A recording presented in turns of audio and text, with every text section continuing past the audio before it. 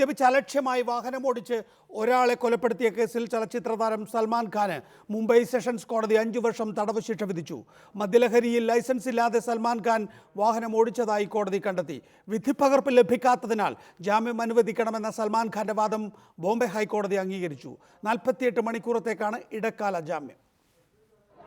2002 മദ്യപിച്ച് വാഹനമോടിച്ച് വഴിയരികിൽ ഉറങ്ങിക്കിടക്കുകയായിരുന്ന 5 പേരിൽ ഒരാളെ കൊലപ്പെടുത്തിയ കേസിലാണ് സൽമാൻ ഖാനെ മുംബൈ സെഷൻസ് കോടതി ശിക്ഷിച്ചത്. വാഹനമോടിച്ചത് താനല്ലെന്ന സൽമാന്റെ വാദം തള്ളിക്കൊണ്ടാണ് സെഷൻസ് ജഡ്ജി DW ദേശ്പാണ്ഡെയുടെ വിധി. വാഹനമോടിച്ചത് സൽമാൻ ഖാൻ തന്നെയായിരുന്നുവെന്നും ലൈസൻസ് ഇല്ലാതെ മദ്യലഹരിയിലായിരുന്നു ഇതെന്നും കോടതി വ്യക്തമാക്കി. താനാണ് വാഹനമോടിച്ചതെന്ന് അവകാശപ്പെട്ട ഡ്രൈവർ അശോക് സിംഗ് കോടതിയിൽ നുണ പറയുകയായിരുന്നു. മനഃപൂർവ്വമല്ലാത്ത നരഹത്യ, അശ്രദ്ധയോടെ വാഹനമോടിക്കൽ തുടങ്ങി പ്രോസിക്യൂഷൻ ചുമത്തിയ എല്ലാ കുറ്റങ്ങളും അസന്നിഗ്ധമായി തെളിഞ്ഞു. എന്തെങ്കിലും പറയാനുണ്ടോ എന്ന ജഡ്ജിയുടെ ചോദ്യത്തിന് താൻ കുറ്റം ചെയ്തിട്ടില്ലെന്നായിരുന്നു സൽമാന്റെ മറുപടി. സൽമാന് പരമാവധി ശിക്ഷയായ 10 വർഷം തടവ് തന്നെ നൽകണമെന്ന് പ്രോസിക്യൂഷൻ ആവശ്യപ്പെട്ടെങ്കിലും ആരോഗ്യ പ്രശ്നങ്ങളടക്കം പ്രതിഭാഗം ഉയർത്തിയ വാദങ്ങൾ പരിഗണിച്ചാണ് ശിക്ഷ 5 വർഷമായി നിശ്ചയിച്ചത്. ആവശ്യമെങ്കിൽ കൂടുതൽ നഷ്ടപരിഹാരം നൽകാമെന്ന് സൽമാൻ അറിയിച്ചെങ്കിലും നഷ്ടപരിഹാര തുക ഉയർത്താൻ കോടതി തയ്യാറായില്ല. ശിക്ഷാവിധി കേട്ട് സൽമാനും കോടതിയിലുണ്ടായിരുന്ന ബന്ധുക്കളും വിതുമ്പിക്കരഞ്ഞു. വൈദ്യപരിശോധനയ്ക്ക് ശേഷം സൽമാനെ ആർദർ റോഡ് ജയിലിലേക്ക് മാറ്റാനുള്ള നടപടികൾക്കിടെയാണ് അഭിഭാഷകർ നാടകീയമായി ജാമ്യാപേക്ഷയുമായി ബോംബെ ഹൈക്കോടതിയെ സമീപിച്ചത്. വിധിപ്പകർപ്പ് ലഭിക്കാത്തതിനാൽ ജയിലിലടക്കരുതെന്നായിരുന്നു മുതിർന്ന അഭിഭാഷകൻ ഹരീഷ് സാൽവയുടെ വാദം. ഇത് അംഗീകരിച്ച കോടതി പകർപ്പ് ലഭിച്ച് ജാമ്യാപേക്ഷ ഫയൽ ചെയ്യുന്നതിനായി 48 മണിക്കൂർ ഇടക്കാല ജാമ്യമാണ് അനുവദിച്ചിരിക്കുന്നത്. റിപ്പോർട്ടർ, ദില്ലി. വിഷയത്തിൽ നമ്മോടൊപ്പം നടൻ സുരേഷ് ഗോപി, അഡ്വക്കേറ്റ് ഉദയ ഭാനു, ഡോക്ടർ സെബാസ്റ്റ്യൻ പോൾ, ഒപ്പം തന്നെ advocate Jaishankar, justice CS Rajan എന്നിവരാണ് വിവിധ സ്റ്റുഡിയോകളിലുള്ളത്. ആദ്യം ജസ്റ്റിസ് CS രാജൻ, കോടതി, ബോംബെ ഹൈക്കോടതി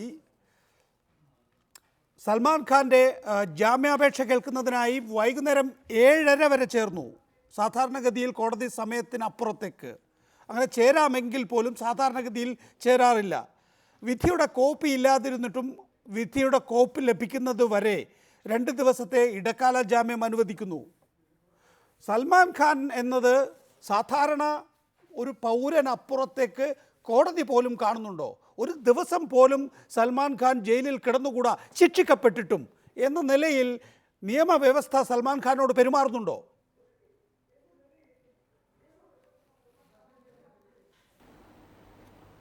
അതിനെപ്പറ്റി തർക്കമൊന്നുമില്ല. ആളെ നോക്കി നീതി നടത്തുന്ന ഒരു നീതിന്യായ വ്യവസ്ഥയാണ് നമ്മുടെ കൊളോണിയൽ ഭരണകൂടം നമുക്ക് സമ്മാനിച്ചത്. അതിൻ്റെ തുടർച്ചയായി വന്ന സ്വാതന്ത്ര്യാനന്തര കാലഘട്ടത്തിലെ ഭരണകൂടം കൊളോണിയൽ വ്യവസ്ഥയുടെയൊക്കെ കുഴപ്പമാണോ? ഒരു ഘട്ടത്തിൽ താങ്കളും ജഡ്ജായിരുന്നു. അവിടെ ഇരിക്കുന്നവർ ഇവരെയൊക്കെ കാണുമ്പോൾ പേടിക്കുന്നത് കൊണ്ടല്ലേ, അല്ലെങ്കിൽ ഇവരോടൊക്കെയുള്ള താരാരാധന നിലനിർത്തുന്നത് കൊണ്ടല്ലേ? ക്രിമിനൽ കുറ്റം ചെയ്തു എന്ന് കീഴ്ക്കോടതി കണ്ടെത്തിയിട്ടും അതിൻ്റെ മുകളിലിരിക്കുന്ന ജഡ്ജിമാർ ഇവരെയൊക്കെ താരാരാധനയോടെ കാണുന്നത് കൊണ്ടല്ലേ ഇത് സംഭവിക്കുന്നത്? എന്തെങ്കിലും വ്യവസ്ഥയുടെ കുഴപ്പമാണോ? അതുകൊണ്ടാണല്ലോ, ഇതൊരു രാമനോ കൃഷ്ണനോ ഗോവിന്ദനോ ആണെങ്കിൽ ഇങ്ങനെ സംഭവിക്കില്ലല്ലോ. ഇത് സൽമാൻ ഖാൻ ആയതുകൊണ്ടും അദ്ദേഹത്തിന് വേണ്ടി പ്രഗത്ഭനായ ഹരീൽ സാൽവെ. ഞാൻ താങ്കളിലേക്ക് മടങ്ങിയെത്താം. അഡ്വക്കേറ്റ് ഉദയ ഭാനു, വിധിപ്പകർപ്പ് കാണുന്നില്ല. വിധിപ്പകർപ്പ് കൊണ്ടുവരുന്നതുവരെ ഇടക്കാല ജാമ്യം എന്ന നിലയാണ് ബോംബെ ഹൈക്കോടതി സ്വീകരിച്ചിരിക്കുന്നത്. ഇത് സ്വാഭാവികമായി കാണുന്നതാണോ കോടതികളിൽ?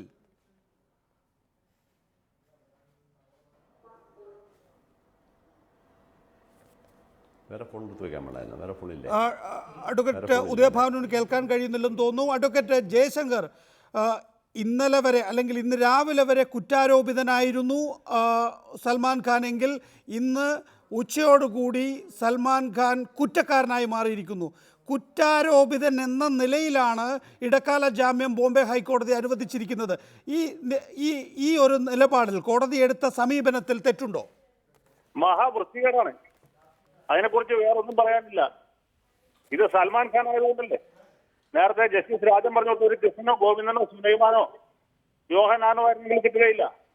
സൽമാൻ ഖാൻ ഒരു വലിയ സിനിമാ നടനാണ്, വലിയ സമ്പന്നനാണ്. അദ്ദേഹം മുമ്പും പല ക്രിമിനൽ കേസിൽ പ്രതിയായിട്ടുള്ള ആളാണ്, ശിക്ഷ കിട്ടിയിട്ടുള്ള ആളാണ്. പല കൊലപാതകങ്ങളും ചെയ്തിട്ടുള്ള ആളാണ്. ബോംബെ അധോലോകവുമായി ബന്ധമുള്ള ആളാണ്. അതുകൊണ്ട് അദ്ദേഹത്തിന് വലിയ ഒരു വക്കീലിനെ വെക്കാൻ കഴിയും.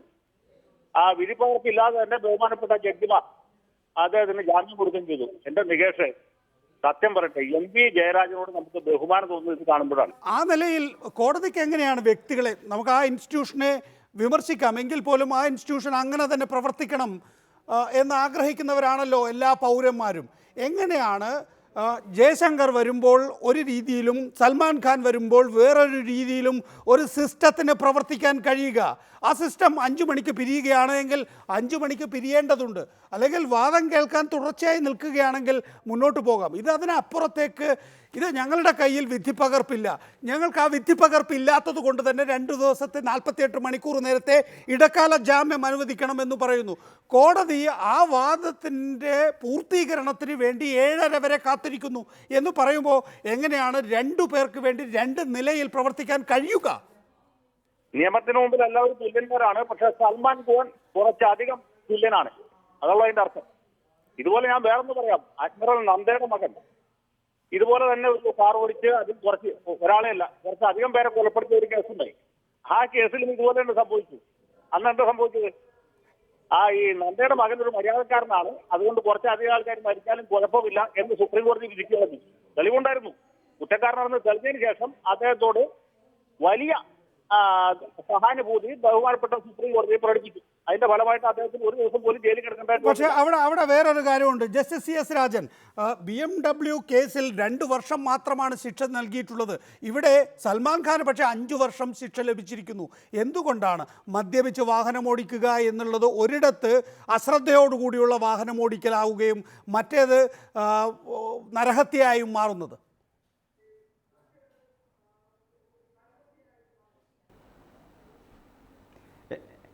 വാസ്തവത്തിൽ വിധിപ്പകർപ്പ് കാണാതെ ചില ഊഹങ്ങൾ വെച്ചുകൊണ്ട് ഞാൻ പറയുകയാണ്.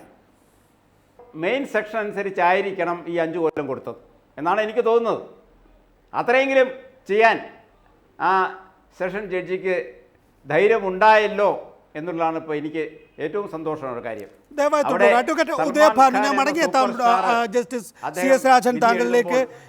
ഇവിടെ നമുക്കറിയാവുന്നതുപോലെ സൽമാൻ ഖാൻ ഒരു കുറ്റം ചെയ്തു എന്ന് മാത്രമല്ല, ആ കുറ്റത്തിൽ നിന്ന് രക്ഷപ്പെടാൻ വേണ്ടി കോടതിക്ക് ബോധ്യപ്പെടുന്ന വിധത്തിൽ ചില ഉപായങ്ങൾക്ക് ശ്രമിക്കുകയും ആ ഉപായങ്ങൾ തെറ്റാണ് എന്ന് കോടതി കണ്ടെത്തുകയൊക്കെ ചെയ്തു. ആദ്യം പറഞ്ഞു ടയർ പൊട്ടിപ്പോയതാണ്, അങ്ങനെയാണ് ഇത് ഫുട്പാത്തിലേക്കും പിന്നീട് ബേക്കറിയിലേക്കും ഒക്കെ കയറിയത് എന്ന്. പിന്നെ പറഞ്ഞു രക്ഷാപ്രവർത്തനത്തിന് കൊണ്ടുവന്ന ക്രെയിൻ വീണിട്ടാണ് യഥാർത്ഥത്തിൽ ഇവർ മരിച്ചത് എന്ന്. ഒടുവിൽ പറഞ്ഞു ഞാനല്ല വണ്ടി ഓടിച്ചതെന്ന്. അത് കഴിഞ്ഞ് മദ്യപിച്ചിട്ടേ ഇല്ല എന്ന് പറഞ്ഞു. അപ്പോൾ ഈ നിലയിൽ ശരിയാണ്, ഒരു കുറ്റം ചെയ്തു പോയി. ആ കുറ്റത്തിന് വേണ്ടിയുള്ള വിചാരണ നടക്കുന്നതിനിടയിൽ എങ്ങനെയൊക്കെ സാക്ഷികളെ ഇൻഫ്ലുവൻസ് ചെയ്യാമോ അങ്ങനെയൊക്കെ സാക്ഷികളെ ഇൻഫ്ലുവൻസ് ചെയ്യാൻ നോക്കുന്നു. തെറ്റായ വാദങ്ങൾ ഉയർത്തി അല്ലെങ്കിൽ തെളിവുകൾ എന്ന നിലയിൽ കോടതിയെ തെറ്റിദ്ധരിപ്പിക്കാൻ ശ്രമിച്ചു. അപ്പോൾ ഇതൊന്നും കോടതി കാണേണ്ടതല്ലേ? ഒരുപക്ഷെ ഈ പറയുന്ന ജാമ്യത്തിൽ പോലും, ജാമ്യം നൽകുന്നതിൽ പോലും അത് കണ്ടില്ല എന്നുള്ളത് അപമാനകരമല്ലേ? പ്രസക്തമായി മനസ്സിലാക്കേണ്ട ഒരു കാര്യം, ശ്രീ നികേഷ്, ഇതിലെ ജഡ്ജിമെന്റിനെ ഞാൻ വിമർശിക്കുന്ന മറ്റൊരു രീതിയിലാണ്. യുക്തിഭദ്രമല്ലാത്ത നിരവധി ഡിഫൻസസ് പ്രതി എന്ന നിലയിൽ ശ്രീ സൽമാൻ ഖാൻ ഉയർത്തിക്കൊണ്ടുവന്നിട്ടുണ്ട്. തികച്ചും സാമാന്യ മനുഷ്യൻ്റെ ബുദ്ധിക്കും യുക്തിക്കും നിരക്കാത്ത രീതിയിലുള്ള, അതായത് ഈ കേൾക്കുന്ന ആളുകളുടെ ചെവിയിൽ മുഴുവൻ ചെമ്പരത്തിപ്പ് വെച്ച് തുള്ളുന്ന ആളുകളാണ് എന്ന ബോധ നിലവാരത്തിൽ നിന്നുകൊണ്ടാണ് ഒരു ഡിഫൻസ് എടുത്തത്. എന്താ, തമിഴ് സിനിമയിലൊക്കെ കാണുന്ന പോലെ 10 വർഷം കഴിഞ്ഞപ്പോഴേക്കും മറ്റൊരു ആൾ വന്ന് പറയുകയാണ്, ഡ്രൈവർ ഞാനാണ് വാഹനം ഓടിച്ചിരുന്നത്, ഇനി ഇയാളെ മാറ്റി നിർത്താം, എന്നിട്ട് എൻ്റെ കുറ്റം ഞാൻ മുഴുവൻ വിചാരണ നേടാൻ തയ്യാറാണ്. ഇത്തരം യുക്തിയില്ലാത്ത ഒരു വളരെ നിരുത്തരവാദപരമായ സമീപനം അത് എടുത്തിട്ട് പോലും അദ്ദേഹത്തിന് അത് യോജിപ്പിക്കുന്ന രീതിയിൽ കൊണ്ടുവരാനോ ബോധ്യപ്പെടുത്തുന്ന രീതിയിൽ അവതരിപ്പിക്കാനോ പിന്നീട് കഴിഞ്ഞില്ല എന്നുള്ളതിൻ്റെ അടിസ്ഥാനത്തിലാണ് 304 വകുപ്പ് പ്രകാരം 304 പാർട്ട് 2 ശിക്ഷിച്ചത്. ഇവിടെ ശിക്ഷ പരമാവധി 10 വർഷമാണ് കൊടുക്കേണ്ടിയിരുന്നത്. ആ പരമാവധി 10 വർഷം കൊടുക്കേണ്ടിയിരുന്നതിന് പകരമായി വെറും 5 വർഷം മാത്രമാണ് ജഡ്ജി കൊടുത്തിരുന്നത്. ആ ശിക്ഷ കുറവായി പോയതെന്ന അഭിപ്രായക്കാരനാണ് ഞാൻ. എന്തുകൊണ്ടെന്നാൽ നിരാലംബരും നിരായുധരുമായിട്ട് കിടക്കാൻ കൂരയില്ലാതെ തെരുവിൽ കിടന്നുറങ്ങാൻ നിർബന്ധിതരായിട്ടുള്ള 5 പേര്. ആ 5 പേരിൽ ഒരാൾ ഗുരുതരമായ പരിക്കേറ്റ് മരണപ്പെടുന്നു. ബാക്കി 4 പേർക്ക് ഗുരുതരമായ പരിക്കേറ്റ് കിടക്കുന്നു. ഈ 5 പേരുടെ വിധി പ്രഖ്യാപിക്കുമ്പോൾ ഈ നീതിപീഠം ഇരകൾക്ക് എന്ത് നീതി കൊടുക്കുന്ന കാര്യത്തെക്കുറിച്ചാണ് ചിന്തിച്ചിട്ടുള്ളത്. ഇരകൾക്കൊരു നീതിക്ക് അർഹതയില്ലേ? ഈ സൽമാൻ ഖാൻ 250 കോടി രൂപയുടെ ഈ സിനിമയിൽ പ്രതിസന്ധി ഉണ്ടാക്കാൻ കഴിയുന്നു എന്ന് പറയപ്പെടുന്നയാൾ, അതുപോലെ ഇത്രയും സെലിബ്രിറ്റി പദവി നേടിയിട്ടുള്ളയാൾ, ഒട്ടേറെ ജീവകാരുണ്യ പ്രവർത്തനങ്ങൾ ഈ കുറ്റകൃത്യത്തിന് ശേഷം ചെയ്തു എന്ന് അവകാശപ്പെടുന്നയാൾ, ഈ അവകാശവാദങ്ങളല്ലേ എല്ലാം ഉള്ള ആള്. അങ്ങനെയുള്ള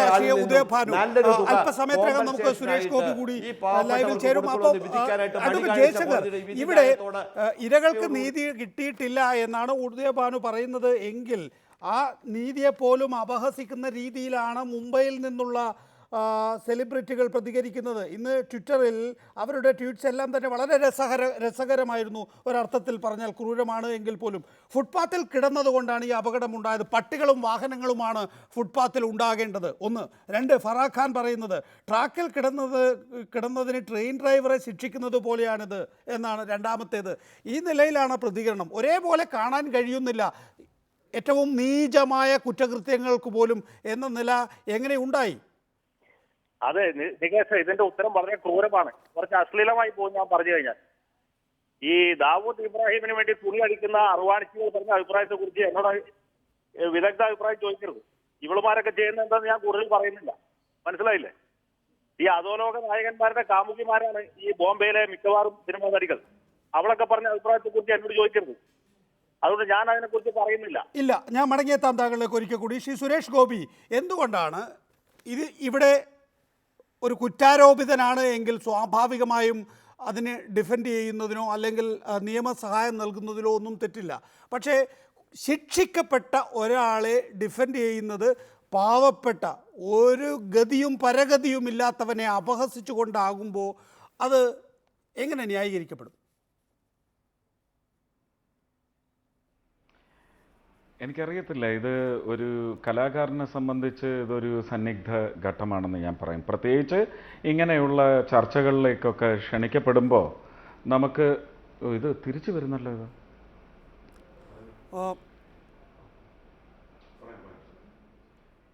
വല്ലാണ്ട് ഡിസ്റ്റർബ് ചെയ്യുന്നു എനിക്കത്. ഞാൻ സുരേഷ് ഗോപിയിലേക്ക് തിരികെ വരാം. അഡ്വക്കേറ്റ് ഉദയഭാനു, അത് വളരെ പ്രധാനപ്പെട്ടൊരു വിഷയം തന്നെയാണ്. അതായത് നമ്മുടെ ഒരു ഫ്രട്ടേണിറ്റി അല്ല, വേറൊരു ഫ്രട്ടേണിറ്റി ആണ് എങ്കിൽ അത് എല്ലാം നീതിയുടെ മുഖം പോലെ നടക്കണം, അല്ലെങ്കിൽ എല്ലാം നീതിയുക്തമായി നടക്കണം. നമ്മുടെ ഒരു ഫ്രട്ടേണിറ്റി ആണ് എങ്കിൽ, നമ്മുടെ ചുറ്റുമുള്ള ആളാണെങ്കിൽ, നമ്മുടെ ബന്ധുക്കളാണെങ്കിൽ, അത് ഏത് നിലയിലാണെങ്കിൽ പോലും അത് അനുഭാവപൂർവ്വം കൈകാര്യം ചെയ്യപ്പെടണം എന്നത് എങ്ങനെ അംഗീകരിക്കപ്പെടുന്നു ഈ നാട്ടിൽ?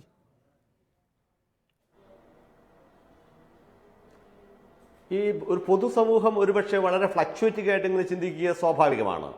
ഇതൊരു സെലിബ്രിറ്റി പരിവേഷമുള്ളത് കൊണ്ട് അദ്ദേഹം പിന്നീട് നടത്തിയിട്ടുള്ള ഒട്ടേറെ സിനിമകളിലെ കഥാപാത്രങ്ങൾ സ്വാധീനിക്കപ്പെട്ടത് മൂലമെല്ലാം ആളുകളുടെ ധാരണ ആ കഥാപാത്രമെല്ലാം സ്വാംശീകരിച്ച് ഒരു നല്ല സ്വഭാവമോ അല്ലെങ്കിൽ ഇതൊക്കെ അദ്ദേഹത്തിന് ഉണ്ടാകുന്ന.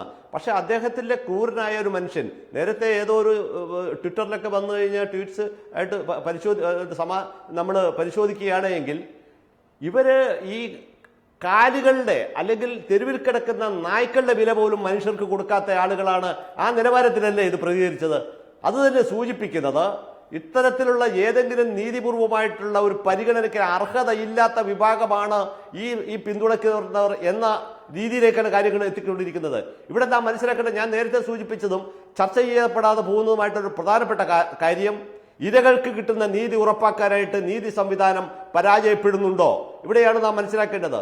ജസ്റ്റിസ് കൃഷ്ണയ്യരെ നമ്മൾ വാഴ്ത്തുമ്പോൾ തന്നെ മനുഷ്യപരമായിട്ടുള്ള മനുഷ്യാവകാശങ്ങൾ സംരക്ഷിക്കുന്നതിന് വേണ്ടി അദ്ദേഹം നിലകൊണ്ടു എന്നാണ് വിധിന്യായങ്ങളിലൂടെ നമ്മൾ പറയാറുള്ളത്.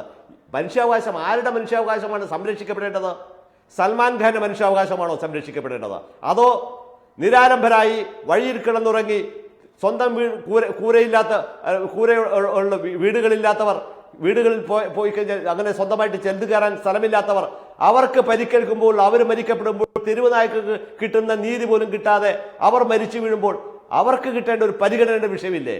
ആ പരിഗണനാ വിഷയമായിരുന്നില്ലേ CRPC-യിലെ 357 വകുപ്പിന്റെ ഒരു ബലം പ്രയോഗിച്ചുകൊണ്ട് ഊർജം സമ്പാദിച്ചുകൊണ്ട് കോടതി അവർക്ക് നഷ്ടപരിഹാരം കൊടുക്കേണ്ടിയിരുന്നത്? സുരേഷ് ഗോപി, ഇപ്പോൾ അഡ്വക്കേറ്റ് ഉദയഭാനു പറഞ്ഞുകൊണ്ടിരിക്കുന്നത് തെരുവിൽ കിടക്കുന്ന നായ്ക്കളുടെ വില പോലും ഒരു ഗതിയും പരഗതിയുമില്ലാതെ തെരുവിൽ കിടക്കുന്നവന് ഈ പറയുന്ന എൻ്റർടൈൻമെൻറ്റ് ലോകം, സെലിബ്രിറ്റീസ് നൽകുന്നില്ല. നിങ്ങളുടെ കൂട്ടത്തിൽ ഒരാൾ ശിക്ഷിക്കപ്പെടുമ്പോൾ ആ ശിക്ഷിക്കപ്പെടുന്നതിന് ആധാരമായ കേസ് ഒരാൾ മരിച്ച കേസാണ്. ആ മരിച്ചയാളെ പോലും അപഹസിക്കുന്ന നിലയിൽ മുംബൈ സിനിമാ ലോകം രംഗത്ത് വരുന്നു എന്നുള്ളത് അപമാനകരമാണെന്നാണ് അഡ്വക്കേറ്റ് ഉദയഭാനു ചൂണ്ടിക്കാണിക്കുന്നത്.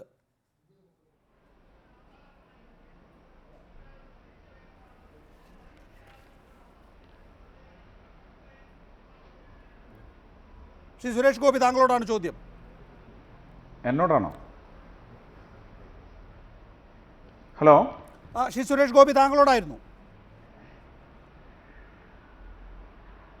അല്ല, ഞാൻ ഈ ട്വിറ്റർ എന്ന് പറയുന്ന ഒരു വളരെ മോശപ്പെട്ട ഏർപ്പാടിന് നിൽക്കുന്ന ആളല്ല. എനിക്കറിയത്തില്ല അതെന്താണെന്ന്, ഞാൻ അതിൽ പങ്കെടുക്കാറില്ല. പക്ഷേ ഇന്ന് ഈ വിധി പ്രസ്താവന വന്നതിന് ശേഷം ഞാനും ആഗ്രഹിച്ച ആളാണ് ഒരു ഇളവ്. ഇതൊരു വലിയ ഇളവാണെന്നാണ് ഇപ്പോൾ അഡ്വക്കേറ്റ് ശ്രീ ഉദയഭാനു, അതുപോലെ അഡ്വക്കേറ്റ് ജയശങ്കർ ഇത് തികഞ്ഞില്ല എന്നൊക്കെ വാദിക്കുന്നവരാണ്. അവർക്കൊക്കെ നിയമം നന്നായി അറിയാവുന്നവരാണ്. അവരൊക്കെ ഒരുപക്ഷെ കുറ്റപത്രത്തിൽ ചാർത്തപ്പെട്ടിട്ടുള്ള ലൈനുകളുടെ അല്ലെങ്കിൽ IPC-യിലെ ക്ലോസുകളുടെ ബലത്തിൽ അങ്ങനെ പറയുന്നു. എനിക്ക് ആ ബലമില്ല. പക്ഷേ അവിടെയും എൻ്റെ കൂട്ടത്തിലുള്ള ഒരാൾ, എന്നേക്കാൾ എത്രയോ മികച്ച ഒരു ഒരു ഒരു ഒരു കമേഴ്ഷ്യൽ സ്റ്റേറ്റസിൽ നിൽക്കുന്ന ഒരാൾ, അയാളിൽ നിന്ന് നമുക്ക് എന്തൊക്കെയോ ഇനിയും കിട്ടാനുണ്ട് എന്ന് പറയുന്നതിന് അയാളുടെ കയ്യബദ്ധം കൊണ്ട് അല്ലെങ്കിൽ കയ്യിലിരിപ്പ് കൊണ്ട് ഒരു അബദ്ധം സംഭവിച്ചു. മനഃപൂർവ്വമല്ലാത്ത എന്ന് കോടതി പറയുന്നുണ്ട്. ബോധപൂർവമല്ലാത്ത എന്ന് എവിടെയും പറഞ്ഞിട്ടില്ല. മനഃപൂർവ്വമല്ലാത്ത ഒരു കുറ്റത്തിന് ഒരു കാരണവശാലും നീതി നിഷേധം എന്ന് പറയുന്നത് ഇതിനകത്ത് ജീവൻ നഷ്ടപ്പെട്ട്, ഇതിനകത്ത് ജീവിതം നഷ്ടപ്പെട്ട് 5 പേരുടെ ജീവൻ നഷ്ടപ്പെട്ട ഒരാളുടെയും മറ്റ് 4 പേരുടെയും ജീവിതത്തെയും ജീവനത്തെയും ചോദ്യം ചെയ്ത ഒരു പ്രവൃത്തിയിൽ അവർക്ക് നീതി നിഷേധിക്കപ്പെടാത്ത തരത്തിൽ വളരെ ഭീമമായ അവരുടെ ഒരു കുടുംബങ്ങളുടെ എല്ലാം ഒരു റീഇൻസ്റ്റേഷൻ, ഒരു റീഹാബിലിറ്റേഷൻ, ഇതൊക്കെ ഉറപ്പ് വരുത്തിക്കൊണ്ട്, അത് ഇന്ന് വരെ ഒരുപക്ഷെ ലോകത്ത് ഒരിടത്തും കിട്ടാത്ത ഒരു സാമ്പത്തികപരമായ ഒരു ബാധ്യത സൽമാൻ ഖാൻ ഉണ്ടാക്കി വെച്ചുകൊണ്ട് ഒരുപക്ഷെ വളരെ സന്ദേശം ഉൾക്കൊള്ളുന്ന മാതൃകാപരമായ ഒരു ശിക്ഷ എന്ന നിലയ്ക്ക് തന്നെ ഒരു ഇളവുണ്ടാവുമോ എന്ന് പ്രാർത്ഥിക്കുന്നവരുടെ കൂട്ടത്തിൽപ്പെടുന്ന ആളാണ്. പക്ഷെ അങ്ങനെ പ്രാർത്ഥിക്കുന്നവർക്കും കൂടി ഈ ട്വിറ്ററിൽ വന്ന് വളരെ നീചമായ ഈ പ്രസ്താവന, അത് ഞാൻ എന്തിനാണ് ഈ ഇളവ് ശ്രീ സുരേഷ് ഗോപി, എന്തിനാണ് ഈ ഇളവ് എന്നുള്ളതാണ് ചോദ്യം. ഇതേ സൽമാൻ ഖാൻ തന്നെ ഈ കാര്യത്തിൽ മാത്രമല്ല ശിക്ഷിക്കപ്പെട്ടിട്ടുള്ളത്, കൃഷ്ണമൃഗത്തെ വെടിവെച്ച് കൊന്നതിന് ശിക്ഷിക്കപ്പെട്ടിട്ടുണ്ട് 1 വർഷം. ഇതേ സൽമാൻ ഖാൻ തന്നെയാണ് ഗേൾഫ്രണ്ടിനെ തല്ലാൻ പോയത്, ആ കാര്യത്തിൽ കേസുണ്ടായത്. ഇതേ സൽമാൻ ഖാനിനെയാണ് ദേശവിരുദ്ധ പ്രസ്താവനകൾക്ക് പോലും ദേശവിരുദ്ധ പ്രസ്താവനകൾ നടത്തി ചോദ്യം ചെയ്യപ്പെട്ടിട്ടുള്ളത്. ഇങ്ങനെ നിരന്തരം ക്രിമിനലാകുന്ന ഒരാൾക്ക് എന്തിന് ഇളവ് കൊടുക്കണമെന്നാണ് താങ്കൾ വാദിക്കുന്നത്? ഇത് ഒരു കലാകാരൻ എന്ന നിലയ്ക്കുള്ള സ്നേഹം കൊണ്ട് വന്നു പോകുന്ന പ്രാർത്ഥനയാണ്. അതിൽ ഞാൻ പറഞ്ഞു, ഇതിനകത്ത് ബാധിക്കപ്പെട്ടവരോടുള്ള ഒരു നിഷേധം ലവലേശമില്ല. പക്ഷേ ഞാൻ പറയുന്നത് അങ്ങനെ പ്രാർത്ഥിക്കുന്നവർക്ക് പോലും ഒരുപക്ഷെ ഈ പറയുന്ന ട്വിറ്ററിൽ വന്നിട്ടുള്ള ഈ വളരെ നീചമായ നികൃഷ്ടമായ കമൻസ് എന്ന് പറയുന്നത് ഞങ്ങളുടെയൊക്കെ ഒരു പ്രാർത്ഥനയിൽ നിന്നുള്ള ഒരു പിന്നോട്ട് പോക്കിന് കാരണമാകും എന്നാണ് എനിക്ക് തോന്നുന്നത്. എന്താണ് ഹിന്ദി സിനിമാ ലോകം ജീവിതത്തെ കാണുന്നത്? അവർക്കൊരുപക്ഷെ ഈ തെരുവിൽ കിടന്നുറങ്ങുന്നവൻ്റെ പണമായിരിക്കാം അവരുടെ AC മുറിയിൽ പവർ സപ്ലൈ ചെയ്യുന്നത്. അത് മനസ്സിലാക്കണം. അതൊക്കെ വളരെ മോശപ്പെട്ട കാര്യമായി പോയി. അതാണ് ഈ വിഷയം. ഇവിടെ ശ്രീ സുരേഷ് ഗോപി, സഞ്ജയ് ദത്ത് ഒരു ഘട്ടത്തിൽ ദാവൂദ് ഇബ്രാഹിമിന്റെ കൂട്ടാളിയായിരുന്നു. ഏറ്റവും വലിയ തോക്കുകൾ കൈവശം വെക്കുക എന്നുള്ളതായിരുന്നു ഒരു ഘട്ടത്തിൽ സഞ്ജയ് ദത്തിന്റെ ഹോബി എന്ന് അദ്ദേഹം തന്നെ പറയുകയുണ്ടായി. ഇതിപ്പോൾ സൽമാൻ ഖാൻ്റെ കഴിഞ്ഞ 7 സിനിമകളിലൂടെ 1100 കോടി രൂപ കളക്ട് ചെയ്തൊരു മഹാനടൻ തന്നെയാണ് സൽമാൻ ഖാൻ. ഈ പ്രശസ്തി താരങ്ങളെ നെഗറ്റീവായി ബാധിക്കുന്നുണ്ടോ? 5 വർഷം കൊണ്ട് 500 കോടി രൂപയുടെ സാറ്റലൈറ്റ് വിറ്റുപോവുക, 7 പടം കൊണ്ട് 1100 കോടി കളക്ട് ചെയ്യുക, ആരാധകർ, സൈക്കോ ഫാൻസ് അവരിൽ മാത്രം വലയം ചെയ്ത് നിൽക്കുക, അങ്ങനെ ആവുമ്പോൾ സ്വാഭാവികമായും ആർക്കും വഴിതെറ്റുമെന്നാണോ നമ്മൾ മനസ്സിലാക്കേണ്ടത്? സൽമാൻ ഖാൻ്റെ കാര്യത്തിൽ അങ്ങനെയല്ല ഒരിക്കലും.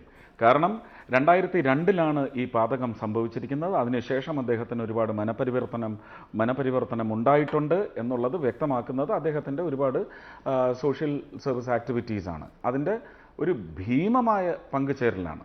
അതൊരു ഹൃദയമുണ്ടെങ്കിൽ മാത്രമേ ചെയ്യാനൊക്കൂ. അതൊരു പ്രതിപ്രവർത്തനമല്ല, ഒരു റിയാക്ഷനായിട്ട് അത് വരാനൊക്കെ അത് തോന്നിയാൽ മാത്രം ചെയ്യുന്ന കാര്യമാണ്. അങ്ങനെ പറ്റും. പക്ഷേ ഈ പറയുന്ന കുറ്റം എന്ന് പറയുന്നത് ചെയ്തിരിക്കുന്നത് അതിന് മുമ്പുണ്ടായിട്ടുള്ള കൃഷ്ണമൃഗത്തെ കൊന്നത്, അതുപോലെയുള്ള അടിപിടി കേസുകൾ, ഇതിനൊക്കെ ഒരു പശ്ചാത്തലം അദ്ദേഹത്തിൻ്റെ പ്രൈവറ്റ് ലൈഫിൽ ഉണ്ടായിട്ടുണ്ട്. അതിൽ അടിയേറ്റ് പോയതിൻ്റെ പേരിൽ വന്നതാവാം. പക്ഷേ അതൊന്നും വഹിക്കാൻ നമ്മുടെ സമൂഹം അതിന് ഒരു ബാധ്യതയുമില്ല. അത് അയാൾ ചെയ്യുന്നത് തെറ്റാണെങ്കിൽ അത് കൊടും ക്രൂരത തന്നെയാണ്, അത് ശിക്ഷിക്കപ്പെടണം. അതിനോടൊന്നും എനിക്കെതിരെ അഭിപ്രായമില്ല. പക്ഷേ 250 കോടി അല്ലെങ്കിൽ മൊത്തം 1000 ചില്ലുവാനം കോടിയുടെ ബിസിനസ് ഉണ്ടാക്കിയ ഒരാളിന് വന്നു പോയ പിഴവല്ലത്. അത് ഈ അടുത്ത കാലത്ത് കഴിഞ്ഞ ഒരു 6-7 വർഷമായിട്ട് മാത്രം ഉണ്ടായതാണ്. നമ്മൾ സംസാരിക്കുന്നത് 13 വർഷത്തിന് മുമ്പ് നടന്ന സംഭവങ്ങളെക്കുറിച്ചാണ്. ഇവിടെ അഡ്വക്കേറ്റ് ജയശങ്കർ, അതാണ് ഒരു പ്രധാനപ്പെട്ട വാദം. ഫിലൻത്രോപ്പിക്കാണ്, ചാരിറ്റി ചെയ്യുന്നു ഒരുപാട്. 2002 നടന്ന കാര്യമാണ് ഇത്. അതിനുശേഷം 13 വർഷം ഒഴുകിപ്പോയി. ഇതിനിടയിൽ മാനസികമായ ഒരുപാട് മാറ്റങ്ങൾ ഉണ്ടായിട്ടുണ്ട്. അങ്ങനെ ഒരുപാട് ചാരിറ്റി ചെയ്തിട്ടുണ്ട്. ഇപ്പോൾ ഒരുപക്ഷെ ഈ നമ്മുടെ രാജ്യത്ത് എന്നല്ല, ലോകത്ത് തന്നെ 100 കോടി രൂപ ഒരു സിനിമയ്ക്ക് പ്രതിഫലം വാങ്ങുന്ന മറ്റൊരു താരം അപൂർവങ്ങളിൽ അപൂർവമായിരിക്കും. ആ നിലയിൽ വളർന്നിരിക്കുന്നു സൽമാൻ ഖാൻ. പണ്ട് ഐശ്വര്യ റായിയെ തല്ലാൻ പോയ സൽമാൻ ഖാൻ അല്ല, കൃഷ്ണമൃഗത്തെ വെടിവെച്ച് കൊല്ലാൻ പോയ സൽമാൻ ഖാൻ അല്ല. ഇപ്പോൾ കുറേ കൂടി മാറിയ മെച്യൂരിറ്റി ഉള്ളൊരു നടനാണ്. അതുകൊണ്ടാണ് സിനിമാ ലോകം ഒരുപക്ഷെ അദ്ദേഹത്തോടൊപ്പം നിൽക്കുന്നുണ്ടാവുക. ശുദ്ധ പോസ്റ്റാണ്. കാരണം എന്താ വെച്ചാൽ അത്ര മനപരിവർത്തനം വന്ന സൽമാൻ ഖാൻ അല്ലേ സാക്ഷികൾക്ക് ലക്ഷക്കണക്കിന് തോന്നിട്ട്. ഇതൊക്കെ പരമ അസംബന്ധമാണ്. ഈ സുരേഷ് ഗോപി സിനിമയിൽ കാസ്റ്റീഷ് എന്ന് ഇംഗ്ലീഷിൽ ഡയലോഗ് അടിക്കുന്ന ആളല്ലേ. ഇയാൾക്ക് സെൻസ് ഉണ്ടോ, സെൻസിബിലിറ്റി ഉണ്ടോ? ഞാൻ ചോദിക്കട്ടെ, ഇങ്ങനെയൊക്കെ ആരെങ്കിലും പറയൂ? ശ്രീ സുരേഷ് ഗോപി, ഫൈനൽ ഡെപ്പോസിഷനിലാണ് അശോക് സിംഗ് എന്ന ഡ്രൈവറോട് ഈ കുറ്റമേൽക്കാൻ വേണ്ടി സൽമാൻ ഖാൻ പറഞ്ഞത്. അതാണ് ഏറ്റവും പ്രധാനപ്പെട്ടത്. ഒന്ന്, മദ്യപിക്കുക, ഈ കുറ്റം ചെയ്യുക, എന്നിട്ട് മദ്യപിച്ച് വാഹനം ഓടിക്കരുത് എന്നു പറഞ്ഞ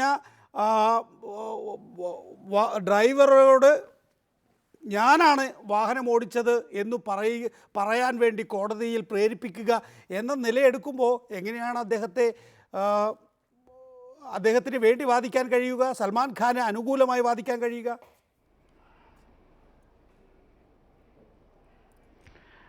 അതിനു മുമ്പ് ഞാൻ ശ്രീ അഡ്വക്കേറ്റ് ജയശങ്കറിനോട് വളരെ മര്യാദപൂർവ്വം പറഞ്ഞോട്ടെ, സുരേഷ് ഗോപി സിനിമയിലാണ് ഈ പറഞ്ഞ വാക്കുകളൊക്കെ ഉപയോഗിച്ചിട്ടുള്ളത്. അത് ആ സിനിമയിൽ വളരെ വിവേകത്തോടുകൂടി അർഹിക്കുന്നവരുടെ മുഖത്ത് നോക്കിയാണ് പറഞ്ഞിട്ടുള്ളത്. അത് ആ കഥാപാത്രങ്ങളുടെ ചുമതലയായിരുന്നു. പക്ഷേ പൊതുസമൂഹത്തിൽ എല്ലാവരും ഇരുന്ന് കേൾക്കുന്ന ഒരു പരിപാടിയിൽ ഇതേ പ്രയോഗം നടത്തുന്നത് ഞാനല്ല, അത് അദ്ദേഹമാണ്. ഞാൻ അങ്ങനെയുള്ള വാക്കുകൾ ഉപയോഗിക്കാറില്ല. അതെൻ്റെ ഒരു ആവിഷ്കാര സ്വാതന്ത്ര്യത്തിൽ അനുവദിച്ചിട്ടുള്ള സെൻസർ ബോർഡ് അനുവദിച്ചതാണ് നിങ്ങൾ കണ്ടതും കേട്ടതും. അത് മാത്രമേ വന്നിട്ടുള്ളൂ. സൽമാൻ ഖാനിലേക്ക് വരുമ്പോൾ ഭാട്ടിയയുടെ ജീവിതത്തിൻ്റെ ദുരന്തപൂർണമായ അന്ത്യം എന്ന് പറയുന്നത് തീർച്ചയായിട്ടും ഈ 13 വർഷത്തിനിടയ്ക്ക് സംഭവിച്ചതാണ്. ഈ ഡ്രൈവറെ, ഒരു കുറ്റവാളിയായ ഡ്രൈവറെ കൊണ്ടുവന്ന് അയാളാണ് ഡ്രൈവറായി വന്നതെന്ന് പോസ് ചെയ്ത ഒരു സംഭവവും ഒരു എതിർ പ്രവർത്തനം തന്നെയാണ് അത്. പക്ഷേ ഞാൻ ആദ്യം ഒരു പങ്കപ്പാടാണ്. ഇതിൽ നിന്ന് എങ്ങനെങ്കിലും ഒരു മോചനം ഉണ്ടോ, ഇതിൽ നിന്ന് രക്ഷപ്പെടാനാവുമോ എന്ന് പറയുന്ന ഒരു ഹ്യൂമൻ ഇൻസ്റ്റിങ്ക്റ്റിൻ്റെ ഭാഗമായിട്ട് മാത്രം എടുത്താൽ മതി. പക്ഷേ അതിലൊരു ബാധിപ്പുണ്ടായിട്ടുണ്ടെങ്കിൽ തീർച്ചയായിട്ടും ഞാൻ എൻ്റെ പ്രാർത്ഥനയിൽ നിന്ന് പോലും പിൻവാങ്ങും എന്ന് ആദ്യമേ പറഞ്ഞതാണ്. തുടരുക. അഡ്വക്കേറ്റ് ഉദയഭാനു, അശോക് സിംഗിനെതിരെ നടപടികളുമായി മുന്നോട്ട് പോകാനാണിപ്പോൾ കോടതി നിർദ്ദേശിച്ചിരിക്കുന്നത്. അതായത് തെറ്റായ വിധത്തിൽ കോടതിയിൽ മൊഴി നൽകുക, കോടതിയുടെ കേസിനെ ആകെ തന്നെയും സ്വാധീനിക്കുന്ന വിധത്തിൽ വ്യാജ തെളിവുകൾ ഉണ്ടാക്കുക എന്നുള്ളത്. അത് സൽമാൻ ഖാനും ബാധകമാകേണ്ടേ? കാരണം ഈ അശോക് സിംഗ് എന്ന ഡ്രൈവർ അല്ലല്ലോ ഇത് ചെയ്തിട്ടുണ്ടാവുക. സൽമാൻ ഖാൻ പ്രേരിപ്പിച്ചിട്ടായിരിക്കണം, അല്ലെങ്കിൽ പ്രേരിപ്പിച്ചത് കൊണ്ട് മാത്രമായിരിക്കണം ആ നിലയിൽ അശോക് സിംഗ് പെരുമാറുന്നത്.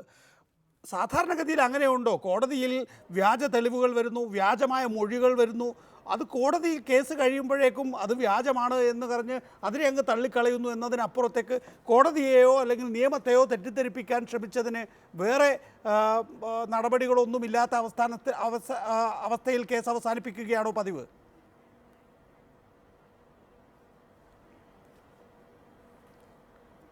നമ്മളുടെ സിസ്റ്റത്തിൽ തന്നെ ഇത്തരം കള്ളത്തെളിവുകൾ വിചാരണക്കിടയിൽ കൊടുക്കുന്ന ആളുകളെ കൈകാര്യം ചെയ്യുവാനും ബോധപൂർവമായി കളവ് പറഞ്ഞുവെങ്കിൽ അവർക്കെതിരെ നടപടിയെടുക്കുവാനും ഒരു പ്രത്യേക വകുപ്പുണ്ട്. CRPCയിലെ 340. ജസ്റ്റിസ് CS രാജൻ സാറിനൊക്കെ വളരെ പ്രയോഗതലത്തിൽ അറിയാവുന്ന കാര്യങ്ങളാണല്ലോ. CRPCയിലെ 340 വകുപ്പ് പ്രകാരം പെർജറിക്ക് കേസെടുക്കാം. അങ്ങനെ കേസെടുത്ത് നമ്മുടെ അടുത്ത കാലത്ത് മണിമല്യത്തിൻ്റെ കേസിൽ നിങ്ങൾ ഓർക്കുന്നുണ്ടാകും, ഒരുപക്ഷെ ശ്രീ നികേഷ് ഓർക്കുന്നുണ്ടാകും. മണിമല്യത്ത് എന്ന് പറഞ്ഞൊരു സിനിമാ നിർമ്മാതാവിൻ്റെ കേസിൽ ഇതേപോലെ തന്നെ അദ്ദേഹം മറ്റൊരാളെ വേഷം മാറിച്ചതിന് പോലീസ് വേഷത്തിലെല്ലാം ചെന്ന് കൊലപാതകം നടത്തി. ആ കൊലപാതകം നടത്തി കൊല ചെയ്യപ്പെട്ട ആളുടെ ഭാര്യ, ആ ഭാര്യ കൊടുത്ത മൊഴിക്കെതിരായി കോടതിയിൽ വന്ന് മൊഴി പറഞ്ഞ് കൂറുമാറി. എല്ലാവരും കൂറുമാറി. ആ കൂറുമാറിയപ്പോൾ ബോധപൂർവമാണെന്ന് മനസ്സിലായി. അന്ന് വിചാരണ നടത്തിയ ജസ്റ്റിസ്, പിന്നീട് ഹൈക്കോടതി ജഡ്ജിയായിരുന്ന ഹരിഹരൻ നായർ, അദ്ദേഹം CRPC 340 വകുപ്പ് അനുസരിച്ച് പെർജറിക്ക് കേസെടുക്കുകയും കോടതി നടപടി ഉണ്ടാകുകയും ചെയ്തു. പിന്നീട് അത് കുറ്റം സമ്മതിക്കുകയും മറ്റും പല കാര്യങ്ങളിലും അത് വിട്ടയക്കപ്പെടുകയൊക്കെ ചെയ്തു. ഇവിടെ നിയമം ഈ കാര്യത്തിൽ കണ്ണടച്ചു നിൽക്കുന്ന ഒരു ബോഡിയൊന്നുമല്ല. നിയമം കണ്ണു തുറന്ന് ബോധപൂർവം കാര്യങ്ങൾ മനസ്സിലാക്കാനും കാർക്കശ്യത്തോടെ ഇടപെടേണ്ട ഘട്ടങ്ങളിൽ ഇടപെടാനും തക്ക രീതിയിലുള്ള പ്രാപ്തമായിട്ടുള്ള ഒരു നിയമ സംവിധാനം നമുക്കുണ്ട്. പലപ്പോഴും നിയമത്തെ വെല്ലുവിളിക്കാനും തെറ്റിദ്ധരിപ്പിക്കാനുള്ള ബോധപൂർവമായ ശ്രമങ്ങൾ നടക്കുമ്പോൾ അതിനെതിരെ ജാഗരൂകരായി നിൽക്കുന്ന ഒരു ജുഡീഷ്യൽ സംവിധാനം നമുക്കുള്ളത് കൊണ്ട് മാത്രമാണ് ഇന്ന് ഇത്രയെങ്കിലും ശിക്ഷ കൊടുക്കാൻ കഴിഞ്ഞത്. ഈ ശിക്ഷ കൊടുത്തപ്പോൾ ഈ പൊതുസമൂഹം ഈ സെലിബ്രിറ്റി പരിവേഷം വെച്ചുകൊണ്ട് ഇദ്ദേഹത്തിന് കിട്ടിയ ശിക്ഷ പിന്നീട് നടത്തിയ ജീവകാരുണ്യ പ്രവർത്തനങ്ങളിലെല്ലാം അടിസ്ഥാനത്തിൽ കുറയേണ്ടതല്ലേ എന്ന് ചിന്തിക്കുന്നതിന് പകരം 1 രൂപയെങ്കിലും പിരിച്ച് ഈ ട്വിറ്ററിലും മറ്റും ഇത് അയക്കുന്ന ആളുകൾ 1 രൂപയെങ്കിലും പിരിച്ച് ആ പാവപ്പെട്ട കുടുംബത്തിന് കൊടുത്തിരുന്നുവെങ്കിൽ, ആ മരണപ്പെട്ട കുടുംബത്തിന് കൊടുത്തിരുന്നെങ്കിൽ, ആ പരിക്കേറ്റ ആളുകളുടെ വീട്ടുകാർക്ക് കൊടുത്തിരുന്നെങ്കിൽ ഈ ചാരിറ്റിക്ക് അർത്ഥമുണ്ടെന്ന് പറയുമായിരുന്നു. ഈ ചാരിറ്റി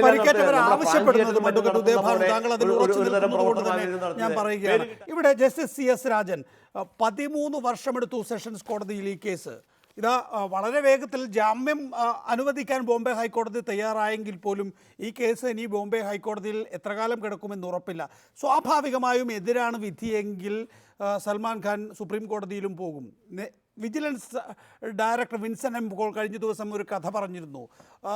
വിജിലൻസിലൊരു കേസ് വരുമ്പോൾ സ്വാഭാവികമായും 10-15 വർഷമെടുക്കുകയാണ് അത് പൂർത്തീകരിക്കാൻ. ഹൈക്കോടതിയിൽ പോകുന്നു, വീണ്ടും ഒരു 10-15 വർഷം. സുപ്രീം കോടതിയിൽ പോകുന്നു, വീണ്ടും ഒരു മനുഷ്യായുസിൻ്റെ ഏതാണ്ട് പൂർത്തീകരണം അതിലൂടെ നിർവഹിക്കപ്പെടുകയാണ്. അതായത് ഒരാൾ മരിക്കുന്നത് വരെ ആ ആളുടെ കേസ് പൂർത്തിയാക്കാൻ കഴിയാത്ത വിധത്തിലാണ് നാം ഇന്നത്തെ നിലയിൽ മുന്നോട്ട് പോകുന്നത്. അപ്പോൾ എന്തായാലും ഈ 13 വർഷം നമുക്ക് ഡിലേഡായി ജസ്റ്റിസ് ഇനി എന്നിരിക്കുമ്പോൾ തന്നെ ഇനിയുള്ള 13 വർഷമോ അല്ലെങ്കിൽ അതിനേക്കാൾ വർഷങ്ങളോ മേൽക്കോടതികളിൽ പോകുമ്പോൾ ഈ കാര്യത്തിൽ നീതി കിട്ടും. നേരത്തെ അഡ്വക്കേറ്റ് ഉദയഭാനു ചൂണ്ടിക്കാണിച്ച ഒരു ഗതിയും പരഗതിയുമില്ലാത്ത ഇരകൾക്ക് എന്ന് താങ്കൾ വിശ്വസിക്കുന്നുണ്ടോ?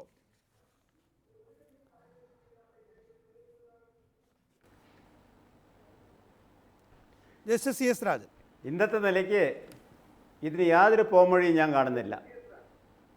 എന്തുകൊണ്ടെന്നാൽ ഈ നീതിന്യായ വ്യവസ്ഥയുടെ അലകും പിടിയും മാറ്റി ഒരു പൊളിച്ചെഴുത്ത് നടത്തിയിട്ടില്ലെങ്കിൽ ഇതുപോലെ സംഭവിക്കും. 18 കൊല്ലമാണ് ഇന്ത്യയിലെ ഒരു വലിയ രാഷ്ട്രീയ നേതാവിൻ്റെ കേസ് നടന്നത്. സൽമാൻ്റെ കേസ് ഇപ്പോൾ 13 കൊല്ലമായി. എന്തുകൊണ്ട് സംഭവിക്കുന്നു? ഇതിന് ഉത്തരവാദികൾ, ഞാൻ എപ്പോഴും പറയാറുണ്ട്, എൻ്റെ പഴയ സുഹൃത്തുക്കൾ എന്നോട് അതിന് പിണങ്ങിയിട്ടുണ്ട്. ഇതിലത്തെ 1-ാം പ്രതി ഇന്ത്യൻ ജുഡീഷ്യറി തന്നെയാണ്, 2-ാം പ്രതി വക്കീലന്മാരാണ്, 3-ാമത് കക്ഷികൾ, പ്രതികൾ. ഈ 3 പേരും വിചാരിച്ചില്ലെങ്കിൽ ഈ കാര്യത്തിൽ ഒരു നീക്കുപോക്കും ഉണ്ടാകാൻ സാധ്യമല്ല. നമ്മുടെ ചൊല്ലു പറയുന്ന പോലെ വഞ്ചി പിന്നെയും തിരുനക്കര തന്നെയായിരിക്കും, സംശയമൊന്നുമില്ല അതിനകത്ത്. അഡ്വക്കേറ്റ് ജയശങ്കർ, എങ്ങനെയാണ് സൽമാൻ ഖാൻ വന്നാലും, ജസ്റ്റിസ് സി എസ് രാജൻ എത്ര പറയുന്നു ഖാൻമാര് വന്നാലും, ഒന്നാമത്തേത് ഇന്ത്യൻ എത്ര ജുഡീഷ്യറി, ലളിതന്മാര് രണ്ടാമത്തേത് വന്നാലും, വക്കീലന്മാരും, മൂന്നാമത്തേത് പ്രതികളുമാണ് എന്ന്? എങ്ങനെയാണ് വക്കീലന്മാരും പ്രതികളും ഇതിൽ പ്രതികളാകുന്നത്? ജുഡീഷ്യറി ഒരു വ്യവസ്ഥാപിതമായി മുന്നോട്ട് പോകേണ്ട സംവിധാനം, ആ സംവിധാനത്തിൽ ഈ കാലയളവിനുള്ളിൽ അത് പൂർത്തീകരിക്കുക എന്നുള്ളത്, ഒരു കേസ് പൂർത്തീകരിക്കുക എന്നുള്ളത് ആ സിസ്റ്റം ഉറപ്പുവരുത്തേണ്ട കാര്യമല്ലേ? അല്ല, ഇത് പല കാരണങ്ങൾ കൊണ്ട് സംഭവിക്കും. എത്ര ഉദാഹരണങ്ങൾ വേണമെങ്കിൽ പറയാം. ഇപ്പൊ പന്തളം പീഡന കേസ് അറിയാമല്ലോ, പ്രസിദ്ധമായ കേസാണ്. അതിലെ ജില്ലാ ജഡ്ജിന്റെ വിധി വന്നിട്ട് 12 കൊല്ലം കഴിഞ്ഞിട്ടാണ് നമ്മുടെ ബഹുമാനപ്പെട്ട ഹൈക്കോടതി അതിൽ അപ്പീലിന് വിധി കൽപ്പിച്ചത്.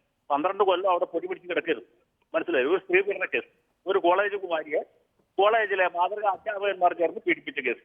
അതിന് ഒരു തടസ്സം ഉണ്ടായിരുന്നില്ല ഹൈക്കോടതിക്ക് വാദം കഴിഞ്ഞ് വിധി കൽപ്പിക്കാൻ.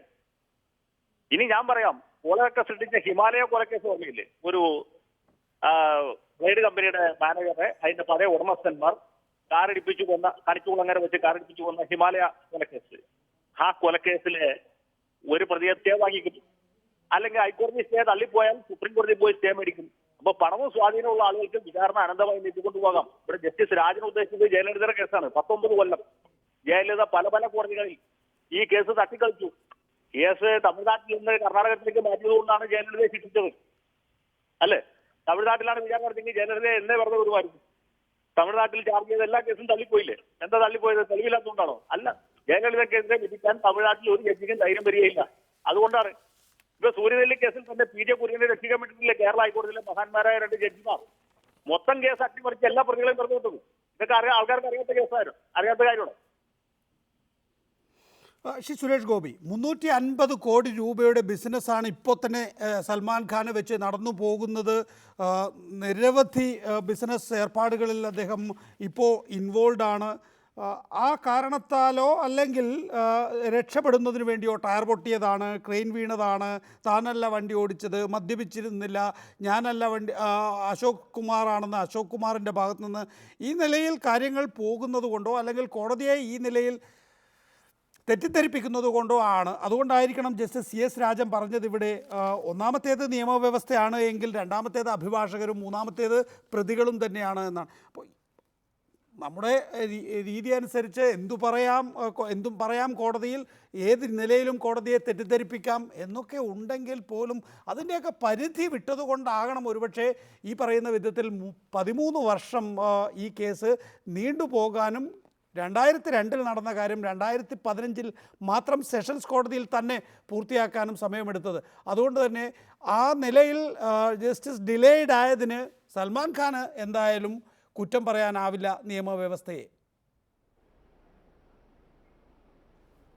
കുറ്റം പറയാനാവില്ല എങ്കിൽ പോലും ഈ രാജൻ സാറ് പറഞ്ഞതുപോലെ നിയമവ്യവസ്ഥയുടെ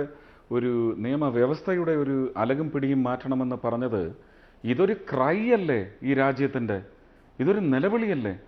ഞാൻ ചോദിക്കുന്നത്, ഒരുപക്ഷെ ഈ പറയുന്ന സ്വാധീനിക്കാനുള്ള ശ്രമം എന്ന് പറയുന്ന 13 വർഷത്തെ സ്പേസ് കൊടുത്തതാരാണ് എന്ന് നമ്മൾ ഇനി ഒരു വിശകലനം നടത്തണ്ടേ?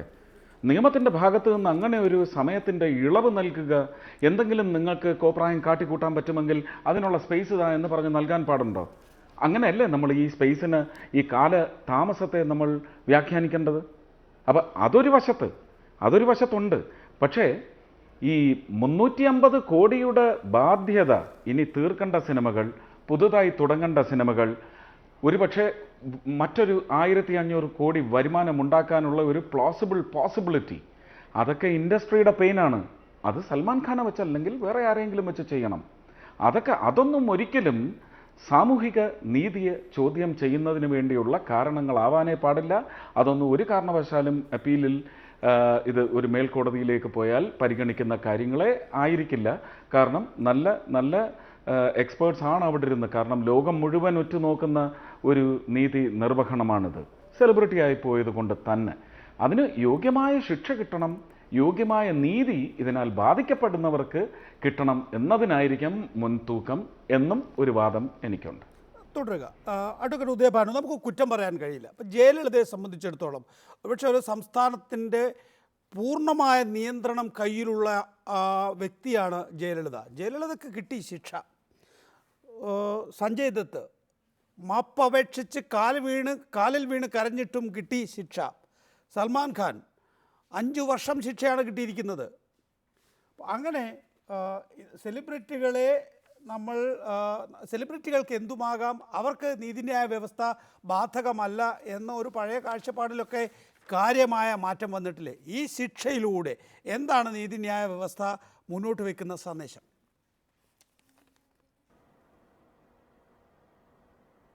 ഈ ശിക്ഷയിലൂടെ നീതി വ്യവസ്ഥ മുന്നോട്ട് വയ്ക്കുന്നത് സന്ദേശമെന്ന് ഞാൻ വിശ്വസിക്കുന്നതാണ്. മാതൃകാപരമായിട്ടുള്ളൊരു ജീവിതം സമ്പന്നമായിട്ടുള്ള സമൂഹത്തിൽപ്പെട്ട ആളാണെങ്കിലും സെലിബ്രിറ്റി ആണെങ്കിലും നടത്തേണ്ടതുണ്ട്. നീതി വ്യവസ്ഥയെ ലംഘിക്കാനായിട്ട് ആര് ശ്രമിച്ചാലും അതിനനുവദിക്കുകയില്ല.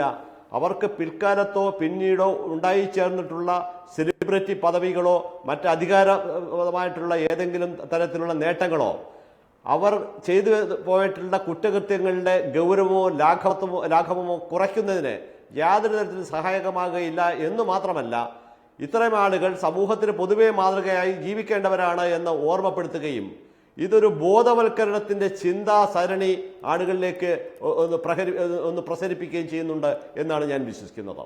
Advocate Udayabhanu, Suresh Gopi, advocate Jaishankar, justice CS Rajan, വളരെ നന്ദി ഈ വിഷയത്തിൽ അഭിപ്രായ പ്രകടനം നടത്തിയതിന്, 8 അവറിൽ പങ്കുചേർന്നതിന്. ഒരിടവേള.